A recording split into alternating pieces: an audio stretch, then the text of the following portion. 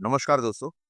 दोस्तों, अगर मैं आपसे पूछूं कि इंडिया का सबसे बड़ा स्टॉक मार्केट स्कैम किसने किया, तो आपका जवाब होगा हर्षद मेहता ने।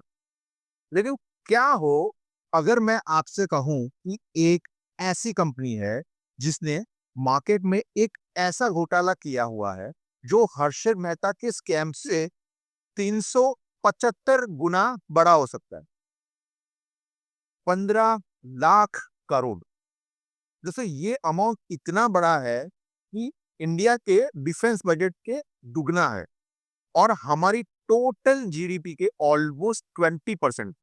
एक ऐसी कंपनी जो फॉर्च्यून 500 लिस्ट में आती थी, जो इंडिया की सबसे बड़ी गोल्ड रिफाइनरी कंपनी मानी जाती, राजेश एक्सपोर्ट्स।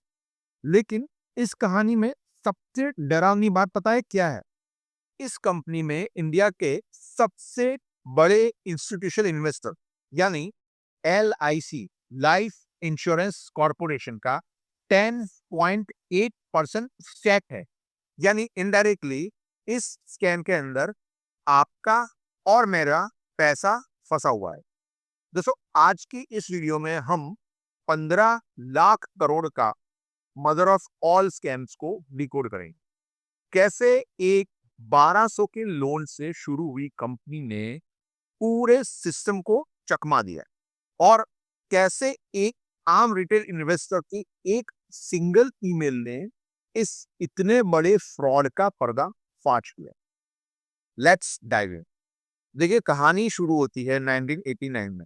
एक मिडिल क्लास जैन फैमिली के लड़के राजेश मेहता ने अपने भाई के बैंक से सिर्फ 1200 उधार लेकर एक छोटा सा बिजनेस शुरू किया। इनका बिजनेस मॉडल सिंपल था।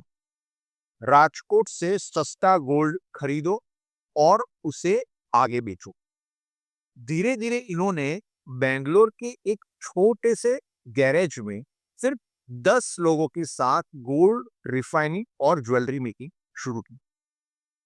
राजेक्स एक्सपोर्ट्स तेजी से ग्रो हुई और ग्लोबल मार्केट में एक्सपोर्ट करना शुरू कर दिया। लेकिन इनकी लाइफ का सबसे बड़ा मास्टर स्ट्रोक आया 2015 में।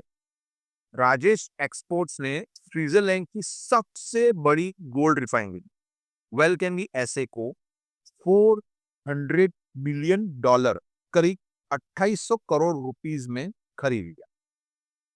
इस डील ने राजेश मेहता को दुनिया का सबसे बड़े गोल्ड रिफाइनर्स में से एक बना दिया। कंपनी का मार्केट कैप 30,000 करोड़ तक पहुंच गया और इन्वेस्टर्स इस स्टॉक पर फिदा हो गए। सब कुछ परफेक्ट चल रहा था बाहर से, लेकिन अंदर ही अंदर बैलेंस शीट में एक बहुत बड़ा बॉम्ब टिक टिक कर रहा था। मार्च 2024, एक आम रिटेल इन्वेस्टर, आपके और मेरे जैसा, राजेश एक्सपोर्ट से फाइनेंशियल पढ़ रहा था। उसने एक ऐसी चीज नोटिस की जो बिल्कुल नॉर्मल नहीं। उसने देखा कि कंपनी के ट्रेड रिसीवेबल्स 2 साल से आउटस्टैंडिंग पड़े हैं। मतलब कंपनी ने करोड़ों का माल तो बेच दिया, लेकिन 2 साल से उनका पैसा वापस ही नहीं आया। नॉर्मल बिजनेस में 3 से 6 महीने में पैसा आ जाता है। इस इन्वेस्टर ने बिना देरी किए सेबी को एक ईमेल लिख दिया। जब सेबी ने इसकी इन्वेस्टिगेशन शुरू की, तो उनके भी होश उड़ गए।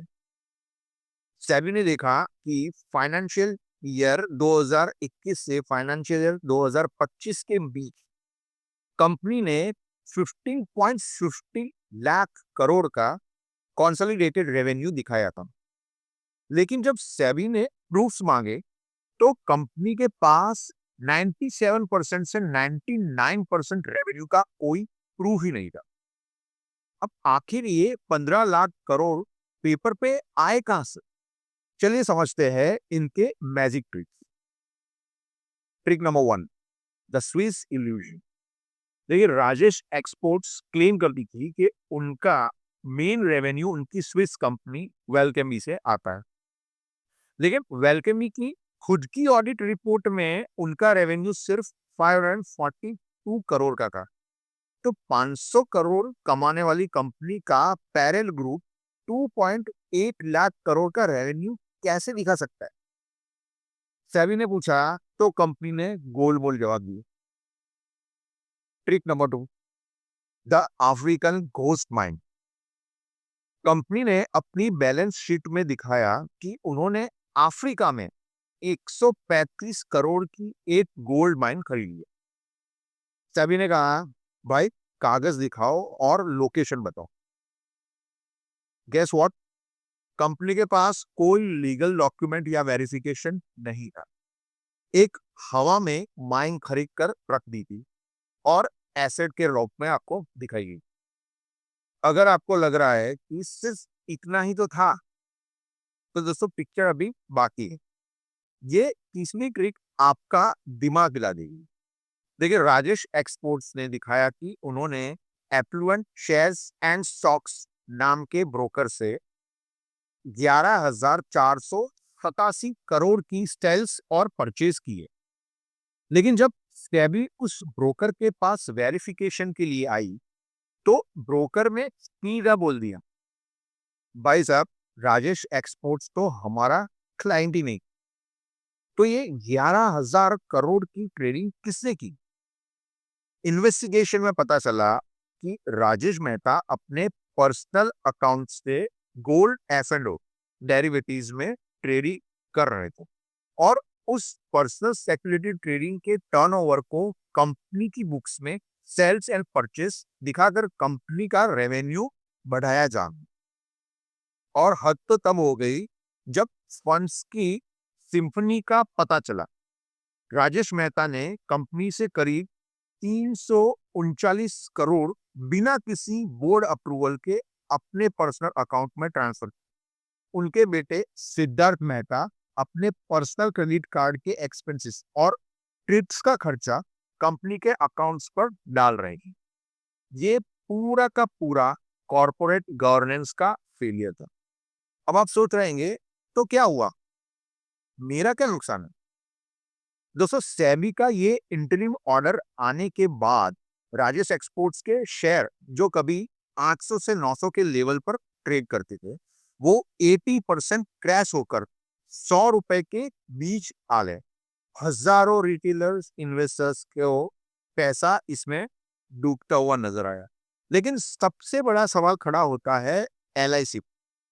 एलआईसी जिस पर पूरे देश का भरोसा है, उसने ऐसी कंपनी में 10.8% स्टैक क्यों होल्ड करके रखा है?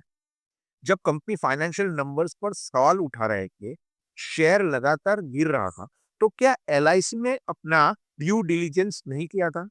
ड्यू डिलीजेंस का मतलब होता है कि उन्होंने भी जो छानबीन करके अपना पैसा लगाना चाहिए। हालांकि हमें ये याद रखना होगा कि स्टैमी का ये सिर्फ इंटरिम ऑर्डर है, मतलब शुरुआती आदमी, फाइनल वर्डिक्ट नहीं है।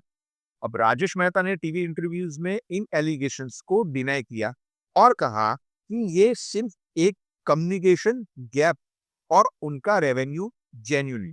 सेबी ने अभी नया फॉरेंसिक ऑडिट ऑर्डर किया है और राजेश मेहता को कंपनी के शेयर्स के ट्रेड करने से बैन कर दिया।